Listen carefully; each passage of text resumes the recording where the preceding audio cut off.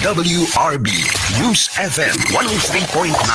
Ang himpilang magbibigay ng mga impormasyon sa larangan ng edukasyon, kalusugan, pangsakahan, kapaligiran, musika, natatanging kaalaman, at mga pinakahuli at sariwang balita sa loob at labas ng bansa. DWRB News FM. Ang himpilang ikaw ang una. Ikaw ang una. Ang oras, ganap ng ika-6 ng umaga. Magandang umaga Luzon, Visayas at Mindanao. Magandang umaga Pilipinas at magandang araw po sa lahat ng inaabot ang broadcast namin ngayong araw na ito. Welcome sa The Observer Pusong Minero. At ngayon po'y araw ng Sabado, ika-9 sa buwan ng Agosto 2025. Ako po, si Felix Tambongko. Minus Jimmy Mahusay tayo at Edwin Moreno ngayon. Mga napuyat, nag-anniversary kasi si paring Edwin kahapon. Oo, inabot ng gabi. At siyempre, magandang umaga po sa lahat ng mga sumusubaybay sa atin ngayong araw. At sa mga tiga-PMCA, magandang umaga po sa Philippine Mine Safety and Environment Association. Sa pangunguna ni Luis Sarmiento. Kumusta na kaya yung preparation sa gagawing 70th Annual National Mine Safety Conference? Balita ko, meeting na uli yung mga exhibitor eh. At magandang umaga rin sa lahat po ng mga tiga-Eastern Rizal Miners Association sa pangunguna ni Miss Litali, kana Miss Anidi, at siyempre sa mga tiga Rapid City at Supreme Milita, magandang umaga po. At magandang umaga rin dyan sa mga tiga TMC. Kana Miss Anidi at kay anong tawag natin dito? Kay Sir Larry Garcia, magandang umaga po, pati si Sir Buboy Palaboy. Good morning. At kay General Plato, kay Tato Torresie, magandang umaga po. At magandang umaga rin dyan sa Attorney Villa Law Office. Dyan po sa lungsod ng Quezon. Magandang umaga po kay Attorney Villa. At siyempre sa lahat ng kanyang mga tauhan dyan. Magandang umaga po. At sa mga tiga-MGB, nag-birthday kahapon. Si Director Sarge Gacad, ang Regional Director po ng Mimaropa Region. Magandang umaga rin sa mga tiga-Region 4A, MGB, at sa kay Red na Nilo Tamoria. Good morning po. Red, kumusta na ba? Tsaka kay Penro Limpiada. Magandang umaga po. Mamaya ating pag-uusapan yan, kaya natin binabati. Magandang umaga rin, abay. Kahit sa isang mayor, kay Mayor Jerry Calderon. Ito yung may lakas ng loob na magsalita. Mamaya, talakayin natin yan. At sa mga tiga-mapa, dyan sa Rodriguez Rizal, magandang umaga po sa pangunguna ni Caroli Angeles. Ayun, at siyempre, tayo ho'y magkukwentuhan ngayong araw na ito. At para kahit paano makapaghatid naman ng impormasyon sa ating mga kababayan. Pagka kasi ganito, medyo malamig yung panahon eh.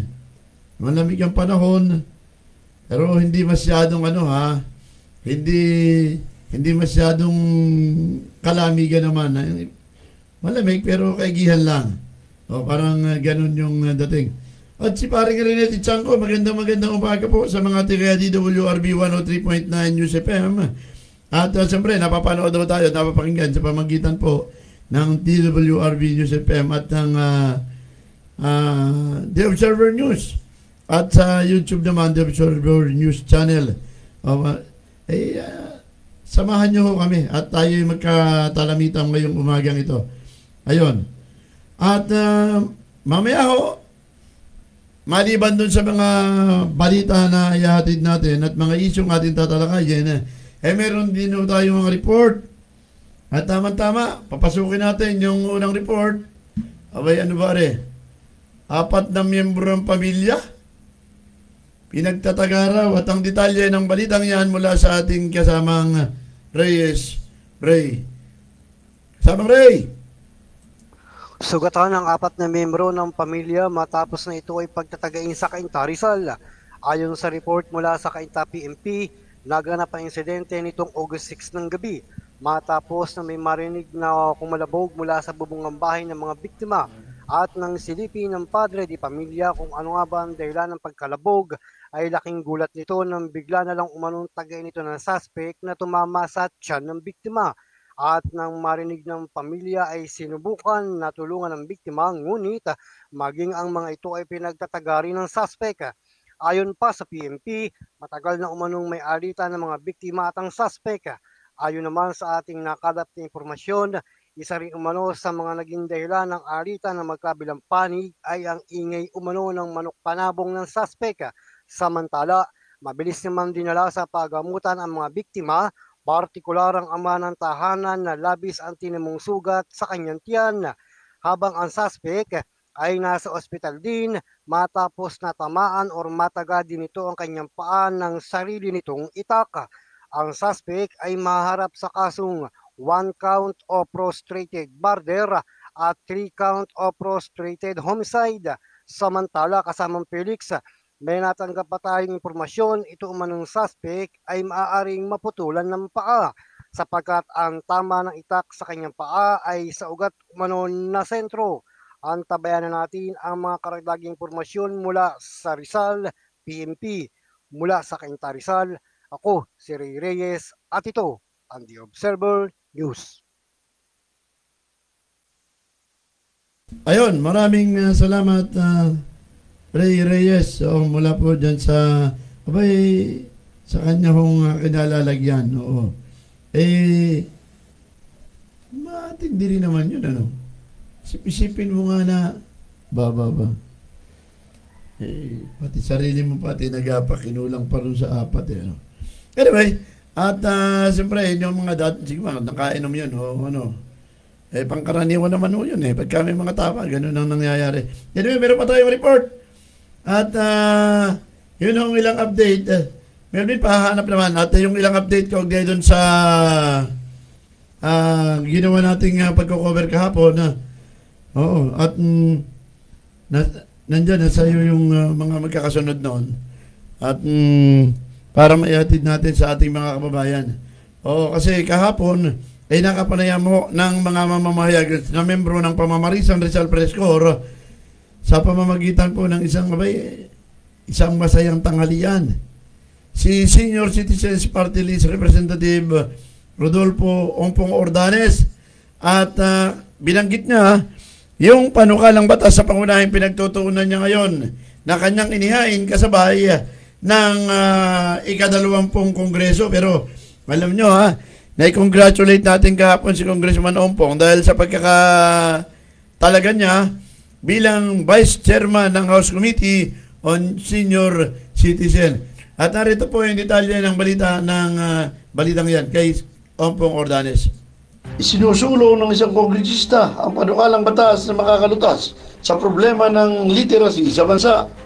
Sa ilalim ng panukala ng Senior Citizens Party List Representative Ompong Ordanes, aatasan ang mga local government units na ilahan ng 30% ng 1% mula sa kanilang real property tax collection para sa Scholar ng Bayan program. Mayroong 1% na binabayaran ang lahat ng property owners na 1%.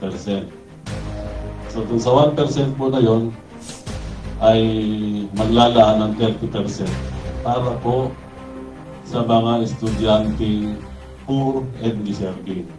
Yung mahihirap na gusto pong magpatuloy ng pag-aaral. Isinasad rin sa panukala na magbubuo ng Local Selection Committee na binubuo ng religious sector at civil society group. Hindi alintana ang grado ng estudyante. Kasama ito sa tatalakayin sa gagawing implementing rules and regulation.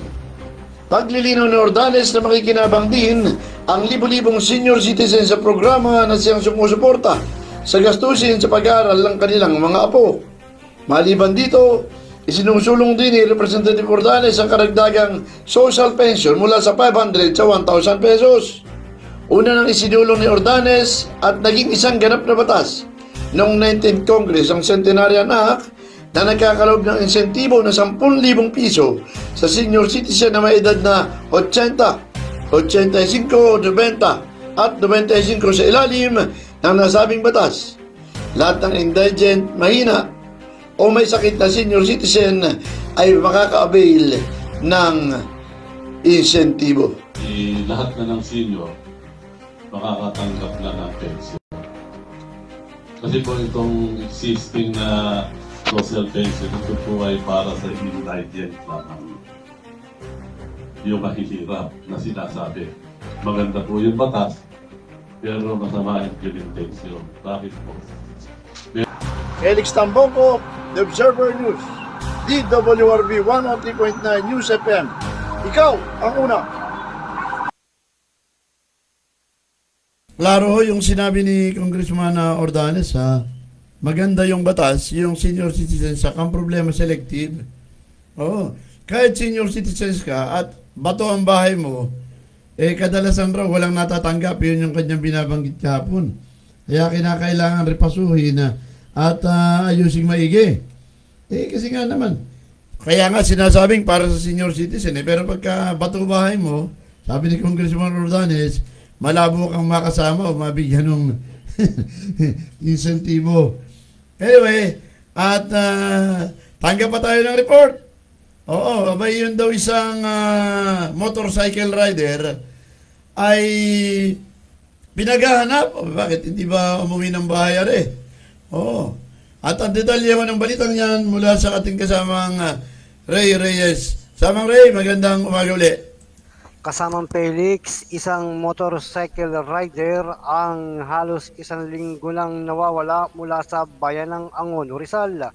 Base sa ating exclusive interview mula kay Honorable Eugenio D. Mira, Barangay Captain of Barangay San Vicente ng nasabing bayan, mula pa noong Agosto at magpahanggang sa ngayon ay patuloy pa rin sa paghanap ang pamilya nito, katuwang ang Angono PNP sa pamumuno ni Police Lieutenant Colonel Ariel B. Asurin, hepe ng Angono Police Station.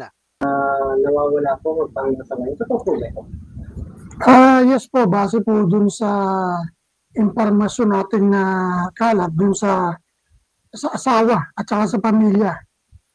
Nangyari po kasi ito nung isang araw na habang ako ay nagpapahinga, pag scroll ko dun sa aking cellphone, lumabas sa wall na merong isang nananawagan na may nakalagay doon, missing person. So, nung matitigan ko, sabi ko, kilala ko ito. Kilala ko itong taong to. Agad ako nag-comment. Sabi ko, ano nangyari? Ano to? Tapos, yun nga, pinaliwanag niya nung kanyang asawa na yung kanyang asawa since August 2, 7 p.m., yun ang huli nila ang pagkikita. At yung asawa niya ay isang rider ng joyride. Di umano, alas 7 ng gabi, nung muli silang nagkita at nagkausap nung kanyang asawa. Tinanong din natin si Chairman Mira ng Barangay San Vicente kung nagkatampuhan or nagkaroon ng alitan ang mag-asawa. Una kong tinanong dun sa asawa, meron ba kayong naging alitan? Yung last time na kayo ay nagkasama? Wala naman daw. At tayo naman sa aking pagkakakilala sa taong yan ay palakwento at yan ay family-oriented. Hindi yan para hindi umuwi na ilang araw o hindi mag-text or tumawag o sumagot man lang sa mga text message o tawag ng kanyang pamilya. Ayon naman sa naturang hepe ng Angono PNP, nang makausap natin ito ay nakipag-ugnayan ng umano sila kasama ang asawa ng rider sa Pasig Police Station kung saan huling tumanggap ng pasahero si Lloyd. Pakinggan din natin ang tinig ni Ginoong Kes Nasal, ang ama ng rider na si Lloyd Quezar na miyembro umano ng Joyride. Nananawagan po kami sa ating kapulisan, lalo sa pamumuno ng ating mabuting hepe, na sana matulungan kami para ma-locate yung aming anak at sa gayon, kung ano man po ang nangyari sa kanya, tanggap na po namin yun. Ang importante lang po, makita namin siya. kay patay siya o kay buhay pa siya. Ngayon, kung panalangin naman namin, sana mas ligtas siya. Narito naman ang panawagan ng isang ama na nauulila sa kanyang minamahal na anak. Kung nasaan ka man, kung buhay ka man, magparamdam ka sa amin. Makitawag ka kung wala nanako yung cellphone mo o ano man, o may kakilala ka na may cellphone, makiusap ka para kami. Hindi kami halos hindi na kami makatulong sa pag-iisip sa'yo. Kahit na may dadama ito, akala ko ikaw na yun. Sana magparamdam ka. At sino man po ang may hawak sa anak ko, nakikiusap po kami, humingi po kami na sana po ibalik nyo na namin yung anak ko. Kung ano man po ang gusto niyo, ibibigay po namin. Mabalik lang po yung anak ko. Salamat po. Mula sa Angono Rizal, ako si Ray Reyes at ito ang The Observer News. Maraming salamat kasamang Ray Reyes mula dyan sa Angono Rizal. Paramdam ka naman at hinahanap ka sa anyo. Gusto pa. Anyway, at maya-maya, speaking of Angono, mamaya ho, may tatalakayin tayo, may kaugnayan ho ito. Doon ho sa isang episode na lumabas sa ibang himpilan at siyempre may kaugnayan doon sa mga issue ng pagbaha. Mabuti ho't merong mayor na naglalakas loob na magsalita. Ito lang yata yung mayor na nakita ko na malakas ang loob magsalita. Salip na Manisi, nagsabi ng totoo. Pero mamaya ho yan, tatalakayin natin ang ilang pahayag po ng pamahalaang bayan ng Angono regarding po doon sa isang episode na lumabas. May kaugnayan nga sa mga nangyayaring pagbaha. Hindi lamang sa bayan ng Angono, kundi partikular sa lalawigan ng Rizal. At teka muna, at si Gomez Tambong Cuminio, abay nanonood. Si Calvo, good morning. At si Carol Angeles pala ng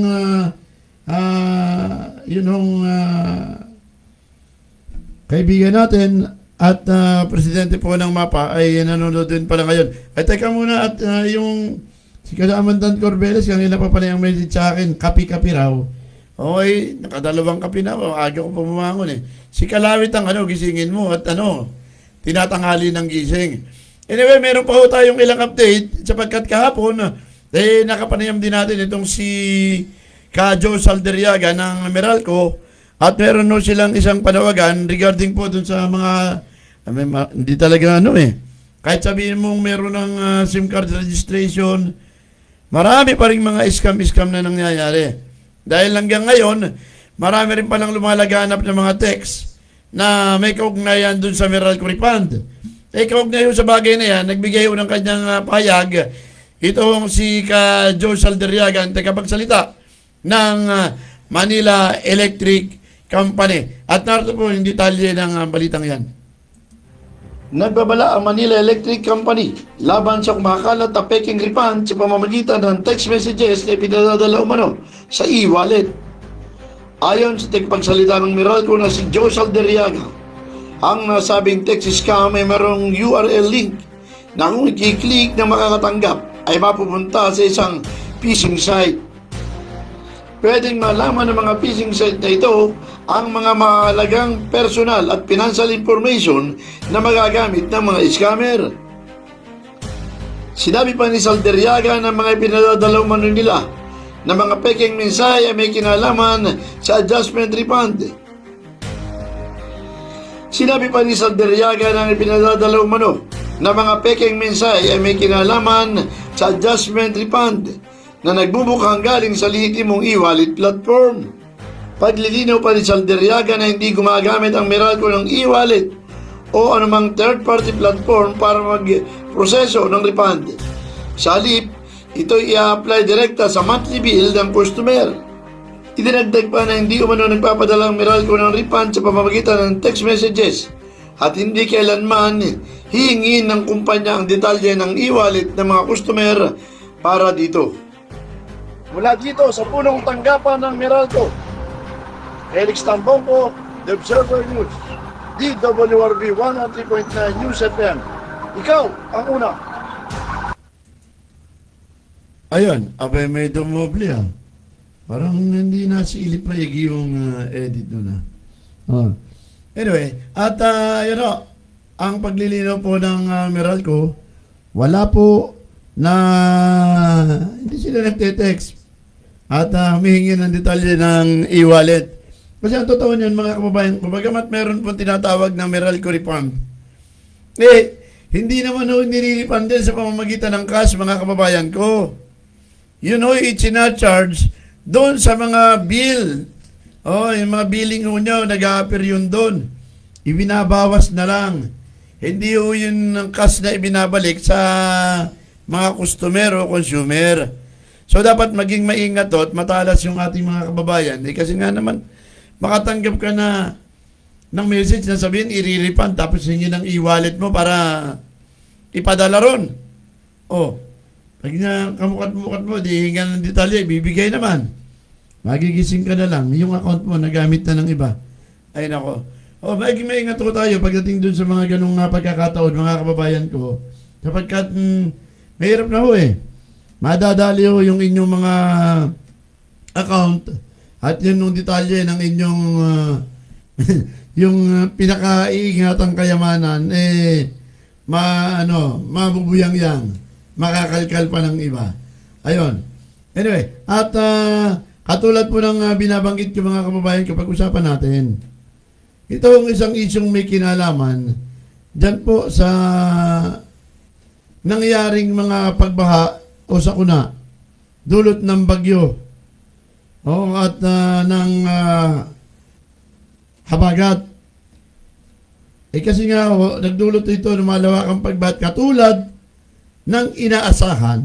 Hindi pa man at bago pang pumapasok ang tag-ulan, binabanggit na natin sigurado na kapag nagkaroon ng baha, malamang sa hindi meron hong sisisihin at may sisihan na naman.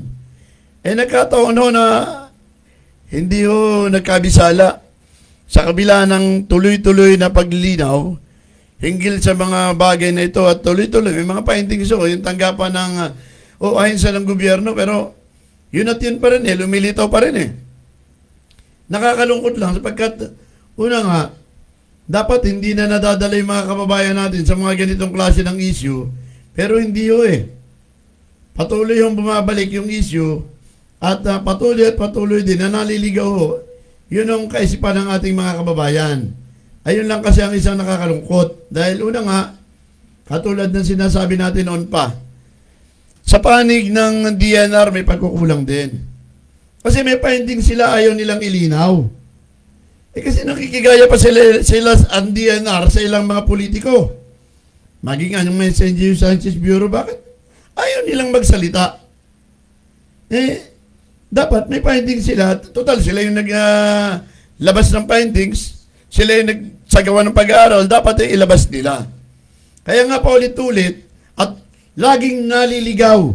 Yun mga kapatid natin sa hanap buhay. Laging naliligaw.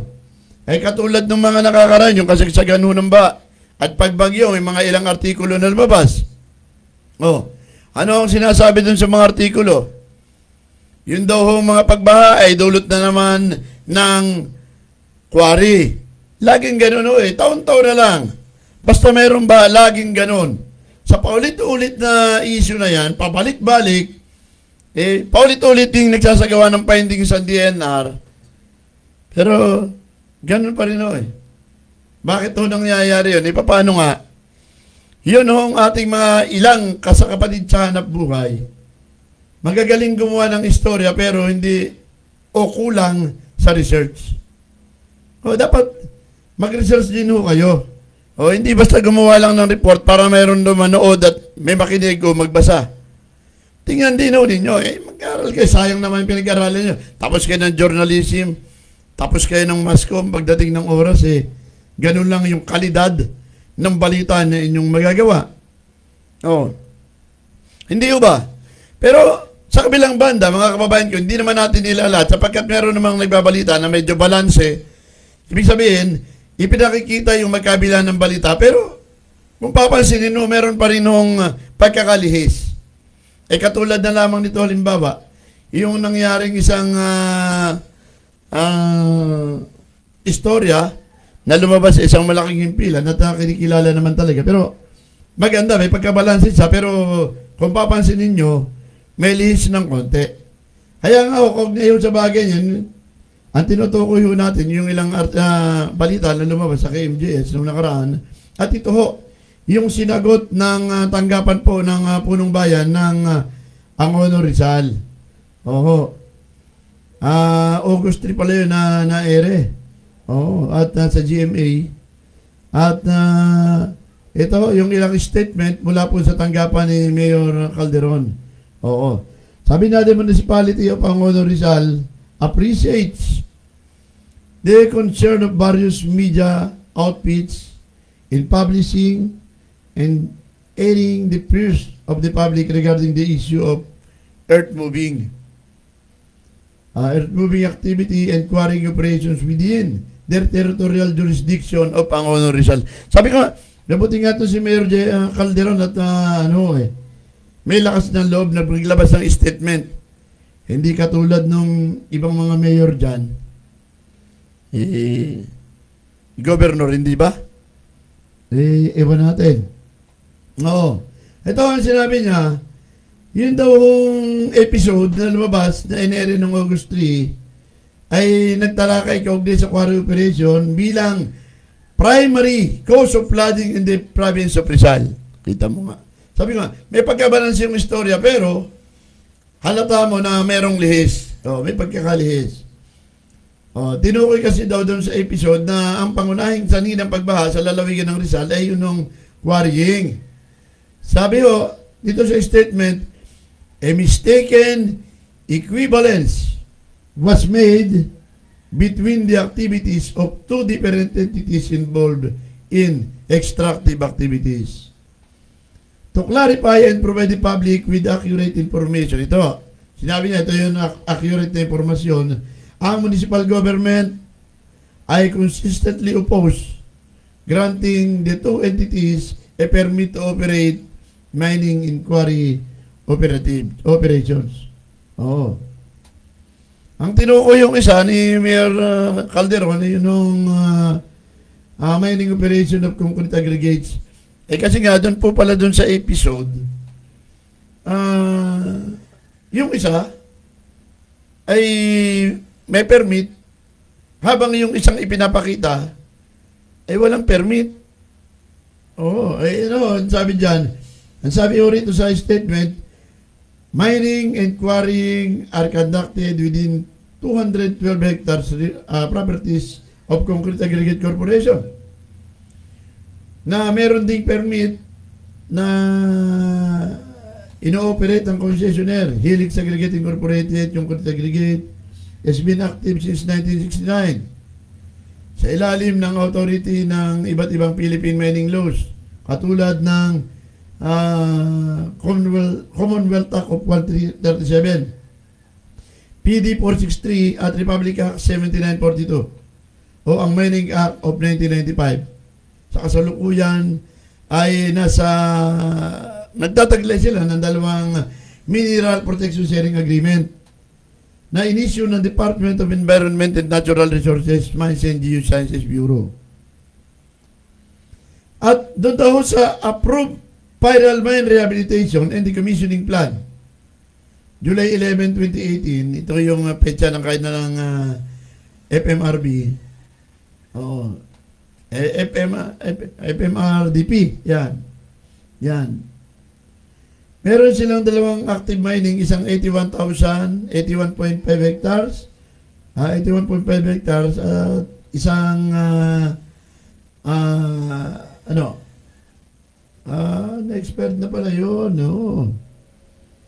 July 15 na-expired. At, nirenew ng DNR for another 25 years sa kabila ng municipal government consistent opposition. Naalala ko na ito. Kasi noon, naglabas ng pahayag ang tanggapan ng noon ay mayor na si Mayor Jeremy Calderon at sinasabi nila na hindi nila papayagan yung muling operasyon o pagpapatuloy ng operasyon ng naturang mining company, ito ang Concrete Aggregates. Pero, sabi nga natin, national government yung nag-i-issue ng permit, na-issuean po for another 25 years. At, ang sinasabi pa rin sa statement, yung municipal government has submitted Oo. Ano ba yung isnabmit na yun? Nawala eh. Marunong pa sa akin itong aking binabasa eh. Oo. Lumiit. Ayun. Yung the municipal government had submitted the Sangguniang Bayan Resolution at serye ng mga sulat sa tanggapan ng DNR at MGB. Oo. Na humihiling ng kanselasyon at huwag i-renew ang mining permit at ang petsa ng kanilang sulat ay March 5, 2001, September 27, 2022, June 29, December 17, 2018 at March 28, 2019. Subalit, upon discussion daw doon sa Concrete Aggregate Corporation, binigyan din nila sa kanilang liham yung yung May 11, 2021. Yung quarry activity ay hindi lalampas ng 10 taon. Kasi parang ang lumalabas yun ay bahagi na ng Final Mine Rehabilitation and Decommissioning Plan. Parang gano'n yung dating eh. At nangangahulugan nito na as of 2025, they will only operate for another 5 years. At sa kasalukuyan, ay nagsasagawa na sila ng progressive rehabilitation. At para maiwasan daw yung pang mga ibang quarry activities sa loob ng 212 hectare property, ang Sangguniang Bayan ng Angono nagpasa ng isang ordinansa number 982 series of 2023 na nagre-reclassify sa 50 hectare ng kanilang lupa mula sa mining tungo sa pagiging residential at commercial use. The affirmation of Concrete Aggregate Corporation to operate in the next 5 years, passage of ordinance on land and use, reclassification, and implementation of progressive rehabilitation.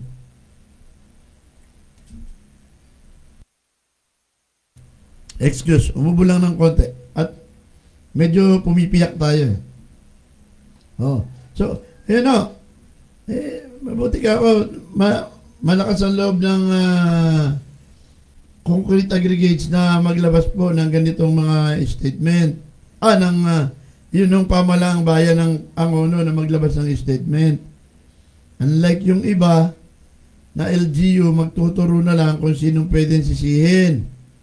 Katulad din naman ng DNR na nagtitenggang kawali at akala mo may mga busal sa bibig, ayaw magpaliwanag. At hindi mo alam kung anong kinakatakutan. Ayan magkapatubad na sila ng rehabilitation at ito raw isang tagumpay ng Municipal Government of Angono at ng mamamayan sa likuran ng Broad Coalition ng Anti-Mining Group. Ugnayan ng mamamayan na ayaw at laban sa minahan sa Angono o yung grupong umalma. Yan. Samantala, yung daw Village 2 Subdivision Development sa bahagi ng northwest part ng Concrete Aggregate Corporation, mining site and earth moving activity began sometime in 2014. So, meron daw pong ginagawang earth moving yung Village 2 subdivision na nag-umpisa ng 2014 at marami nagkakamali na ito'y panibagong mining quarry operation. At by exercising the LGU police power, the activity was ordered to stop. Pero natuklasan na lamang na nag-ooperate sila sa ilalim ng development permit na inisyu ng Housing and Land Use Regulatory Board. Teka muna. Mayor, bakit nakapag-issue ang HLURB ng permit without the knowledge of the local government unit? Ginawa ba nitong tungtungan yung sinasabing deliklara bilang housing project? O housing zone? Paano nangyari na nakalusot yung HLURB clearance? Isa sa requirement ng HLURB clearance ay development permit. At noong 1990 daw yan, before the enactment of Republic Act 7160 o Local Government Code of the Philippines, inisyo ng HLURB bago pa yung Local Government Code. O kaya ngayon tanong ko kanina imposibleng hindi alam ng local government. Ayun naman pala, nung inisyo yung permit, nung panahon na wala pa yung anong tawag dito, yung Local Government Code o Republic Act 7160. Kasi dito sa ilalim ng 7160, na-devolve yung kapangyarihan sa LGU na mag-issue ng development permit at residential subdivision. Pero, ang tanong lang, Mayor, ay ganito Ang haba nung panahon, inisyo ng permit 1990. Kailan nag-operate? Wala ho bang grace period? 35 years?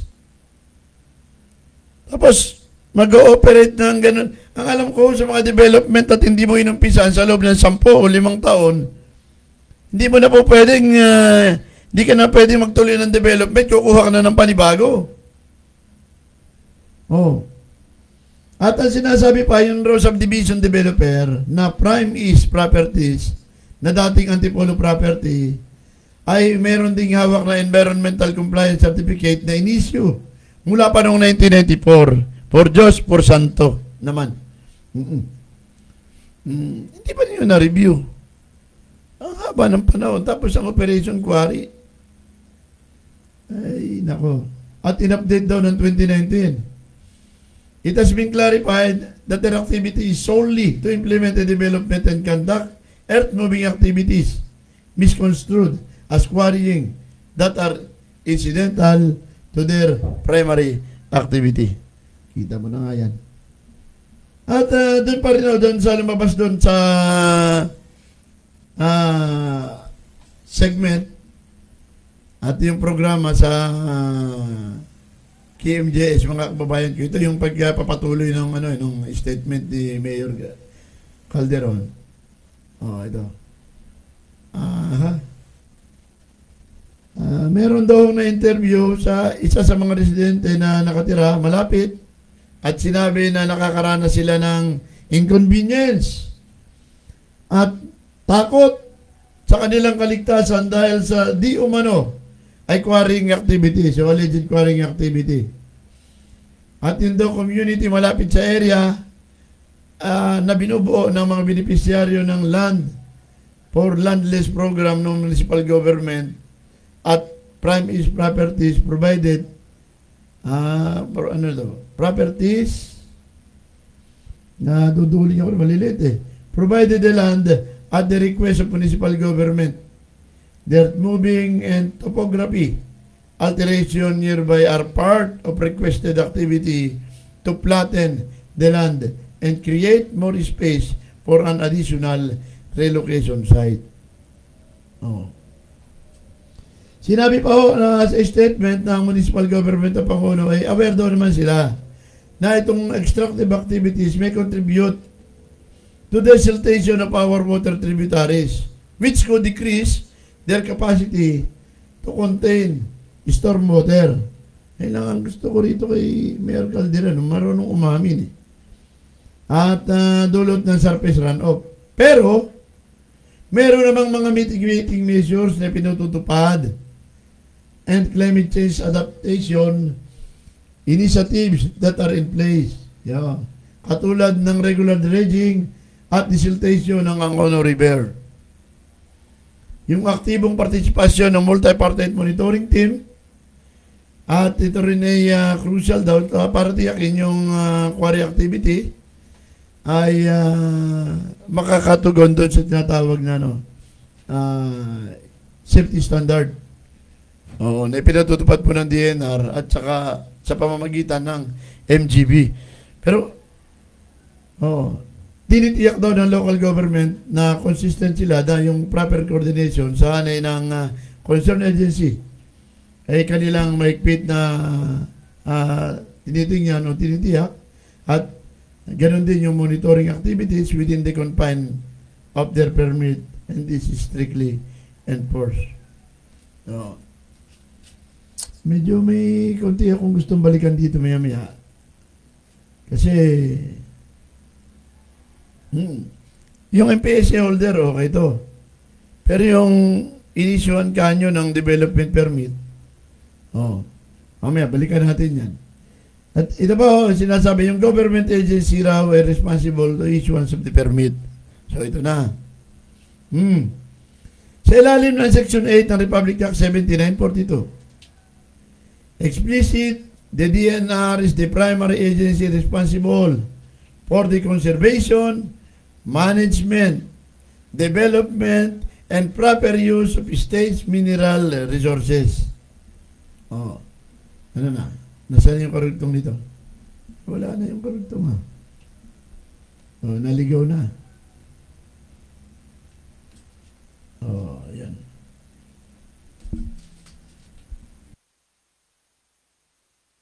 Mayroon pang walang stinger.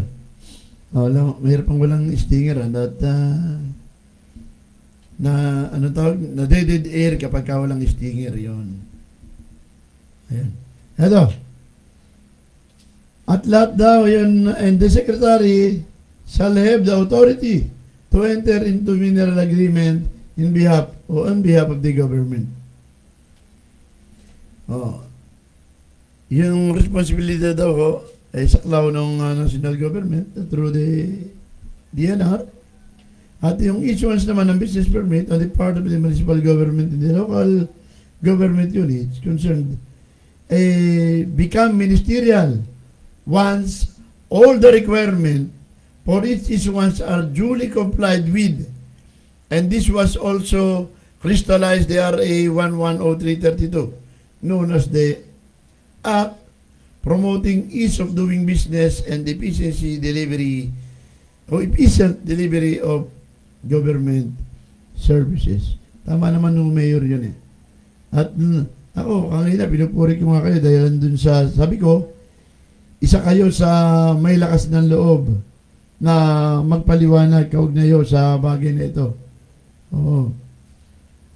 At ang sabi ko,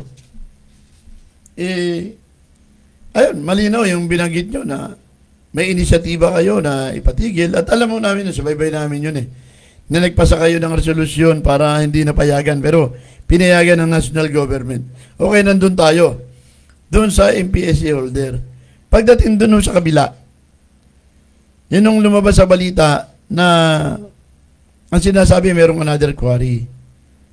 So inamin nyo na ang gamit ay ang development permit. At kung titingnan nyo rin doon sa local government code, ang may karapatan o kalayaan sa pagbibigyan ng development permit ay yun hong local government unit. Pero ang tanong, since 1990, ibig ba sabihin nag-operate na sila bilang gamit ang development permit na inisyu ng HLURB? Sabi nyo, ni-revise.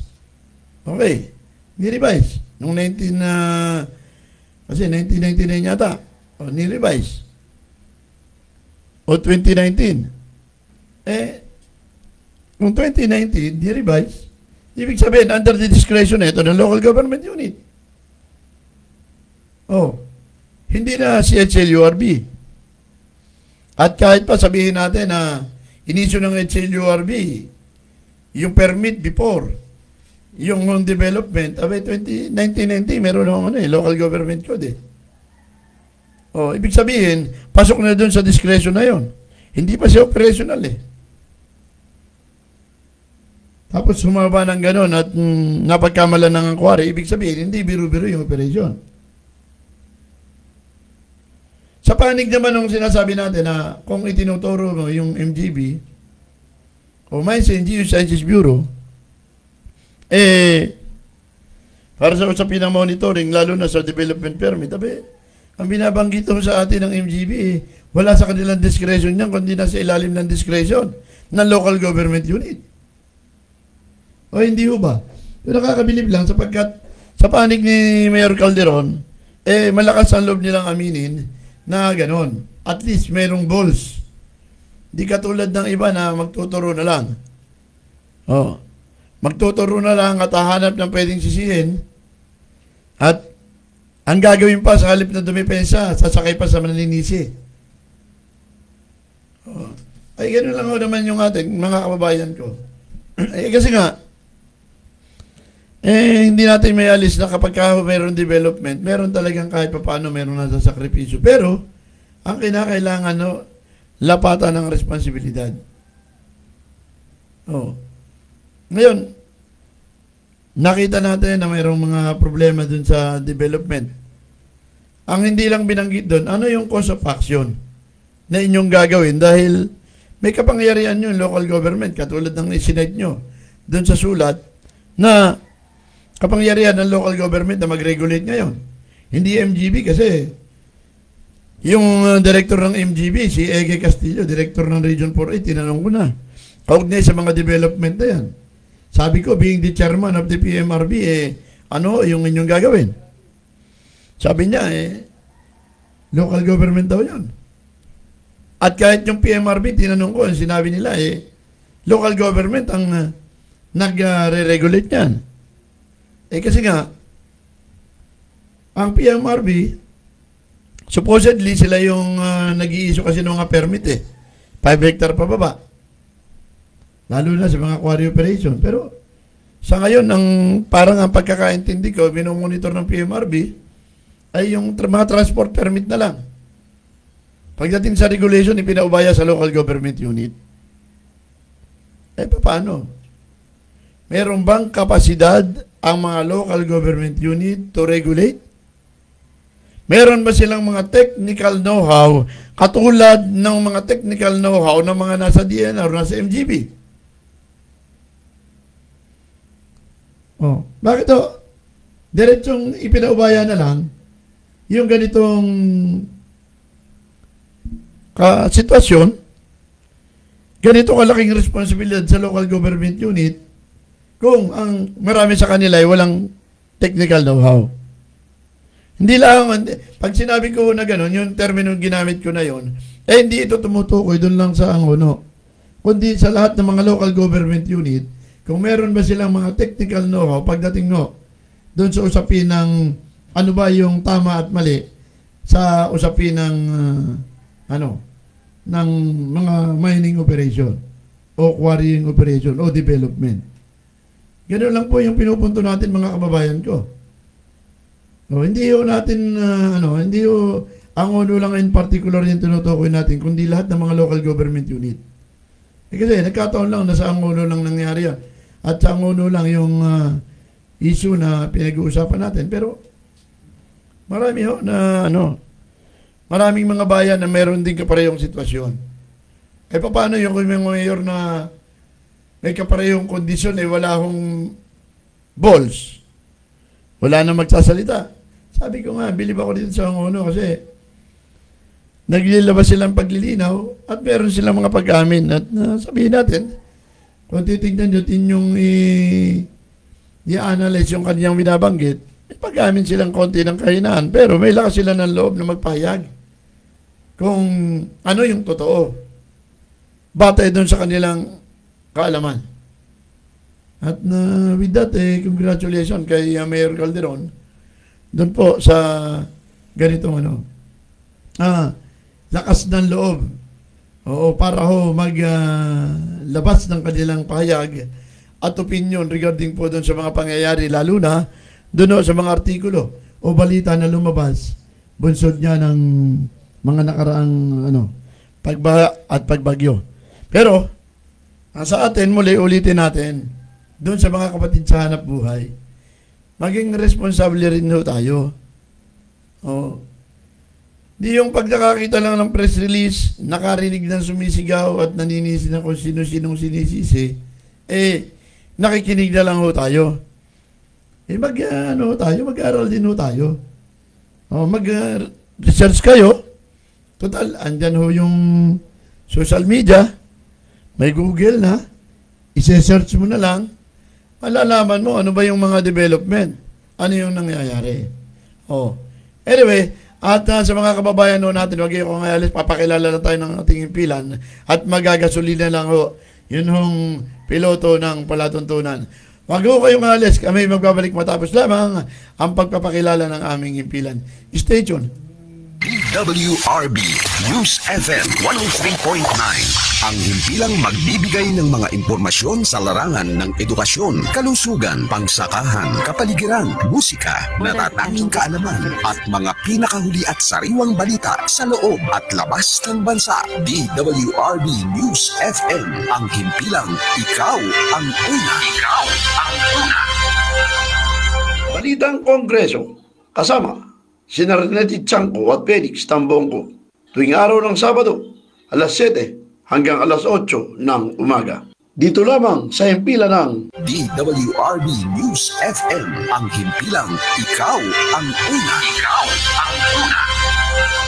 DWRB News FM 103.9 ang himpilang magbibigay ng mga impormasyon sa larangan ng edukasyon, kalusugan, pangsakahan, kapaligiran, musika, natatanging kaalaman at mga pinakahuli at sariwang balita sa loob at labas ng bansa. DWRB News FM ang himpilang ikaw ang una. Ikaw ang una.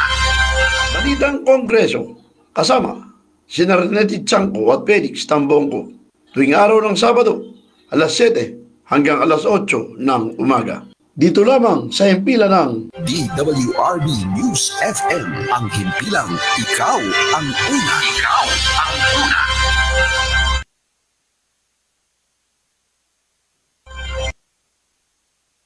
Balitang Kongreso kasama sina Renety Chanco at Felix Tambongco tuwing araw ng Sabado, alas 7 hanggang alas 8 ng umaga. Dito lamang sa himpilan ng DWRB News FM ang himpilang ikaw ang una. Ikaw ang una. 52 minuto makalipas ang ganap na ika-6 ng umaga. Welcome back sa The Observer Pusong Minero at tayo live na napakinggan pa rin dito pa rin sa DWRB 103.9 News FM at sa The Observer News ay kami mapapanood din sa The Observer News channel po sa inyong YouTube channel. Anyway, ay balikan natin ng konti at sana sa atin at sa mga kapatid natin sa hanap buhay din, tinatawagan natin ng atensyon na sana maging responsable tayo sa pagbabalita. Para hindi naman lumilito na parang nasayang lang inyong ilang taong pinag-aralan nyo na kung ano lang inyong narinig, eh, yun din ang inyong sasabihin. Huwag naman. Medyo ano yun. Oo. Hindi ho maganda yung ganun. Kasi nagbabalita tayo. Responsable na yung sitwasyon, sistema ng ating pagbabalita. Ayun. At teka muna, baka meron pa akong hindi nakalimutan na banggitin. Kasi mamaya mga kababayan, antabayanan nyo sapagkat makakasama natin po si Renety Chanco sa Balitang Kongreso at mamaya din po ang tabayanan nyo dahil meron tayong pakikipanayam kay Attorney Bernard Vitriolo, ang legal counsel po ng isa sa pulis na itinuturo naman ng Patidongan Brothers na umano'y may kinalaman doon sa mga missing sabongero. Mamaya ho yan, magiging topic ho natin sa Balitang Kongreso. At yun nung ilang issue naman, dyan po sa House of Representatives at ganoon din sa Senado. Mamaya ho yan, sa Balitang Kongreso, pag-uusapan natin. Ayun. Pero sa pagkakangayon mga kababayan ko, kasi yun nga pala, congratulations dito sa DNR. At medyo maganda o positibo yung naririnig natin dun sa yung reaksyon sa atin hong bagong kalihim. Kasi may nakakausap akong iba, sabi na tipong okay yata itong si Secretary Lutilla. Oo. Siyempre, yun naman iba't ibang sektor, iba't iba yung pananaw. Ay, kasi nakakwentuhan ko mga mga related sa mining Kaya sabi nila tipong okay si Secretary Lutilla. Dahil ang binabanggit niya sa buong bansa, may mga bagong mineral protection sharing agreement na na inaprubahan ang bagong kalihim ng DNR. Kaya lang, Secretary Lotilla, sir, sana maalala nyo na minsan, mayroon nung isang joint venture agreement na kinansila ang DNR. Ito ho yung joint venture agreement sa pagitan ng DNR at ng Masungi Geo-Reserve Foundation. At ilang taon na rin, inirekomenda ng Protected Area Management Board at inirekomenda ng DNR Region 4A Calabarzon Region, yun ang kanselasyon ng Memorandum of Agreement sa pagitan ng dating kalihim at ng Masungi Geo-Reserve, tila ho yata hindi nauungkat o hindi napag-uusapan man lamang. Sana Mr. Secretary, pakiibusisi ho at baka hindi pa ninyo naririnig o kaya naman hindi pa nababanggit ng mga tauhan nyo, meron nung isang Memorandum of Agreement na masyadong mapanikil sa kabila na sinasabi ng Memorandum of Agreement na yan ay unconstitutional, pero patuloy na umiiral at hanggang ngayon ay hindi pa rin po kinakansila ng kalihim ng DNR. Sana sa panahon ni Secretary Lotilla, tuloy-tuloy yung busisiin ito. At hindi lang, pati nga, yun yung joint venture agreement, bagamat kinansila, pero nagpailuya ng motion for reconsideration at sa kabila na meron nung nakahain na motion for reconsideration, tuloy-tuloy daw ho ang development na ginagawa ng Masungi Geo-Reserve at tuloy-tuloy pa rin ang paniningil sa mga pumapasok dyan sa naturang reservation area. Hanggang ngayon daw ay tila agrabyado pa rin ng gobyerno mula sa mga nakukolekta dyan sa naturang area. So, update natin yung mga kababayan natin. At ang pagkakaalam ko ho, batay doon sa staff naman ni Congressman Dino Tanwatco, ay i-refile nila yun hong resolution na may kaugnayan po sa naturang usapin. Kasi dati, nagkaroon po ng congressional inquiry in aid of legislation regarding po dyan sa alleged anomaly dyan sa Masungi Geo-Reserve. Kaya lang, ang naging problema, nakamatayan mo yan ng dating chairman ng House Committee on Environment sa katauhan po nung isa sa pinakamahusay na mambabatas natin, si Congressman Elpidio Barsaga. Pero mayroong pumalit sa kanya sa komite, kaya lang inabot ho ng kembot at tila hindi na ho ito napag-usapan. Pero kasi hanggang sa natapos ang 19th Congress yung mga kababayan ko hindi na ho na hindi na ho na anong tawag doon, hanggang sa matapos ang 19th Congress hindi ho nakapaglabas ng desisyon ng komite. Wala hong committee report kaugnay sa bagay na yan. Ayun. Anyway, sa mga nakasama ho natin ngayong umagang ito sa The Observer Pusong Binero, maraming salamat po at magandang umaga nga pala sa mga tiga-Ipila Nickel Corporation at saka sa PGMC, kay Sir Alex Arabis at kay Sir Ruel Asuncion. Abay, nakita-kita raw sila dun sa birthday ni Director Sarge Gacad, si Regional Director Sarge Gacad ng MGP Calabarzon na nagdiwang ng kanyang karawan kahapon. Kay Director Sarge, muli happy birthday sa inyo. Sa lahat po ng mga tiga MAPA, sa panguna ni Carol Angeles, sa lahat ng mga tiga ERMA, kana Miss Litali, kana Miss Annie Diat, dyan din sa mga tiga PMCEA. Napanaginipan ko na yung PMCEA. Kana Luis Sarmiento, maraming salamat po.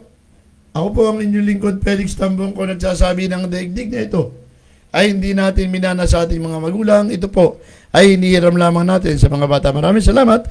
Magandang Sabado ng umaga po sa inyong lahat. Mabuhay ang bansang Pilipinas. Maya-maya ho Antabayanan ang balitang Kongreso kasama si Karineti Chongko. Oo.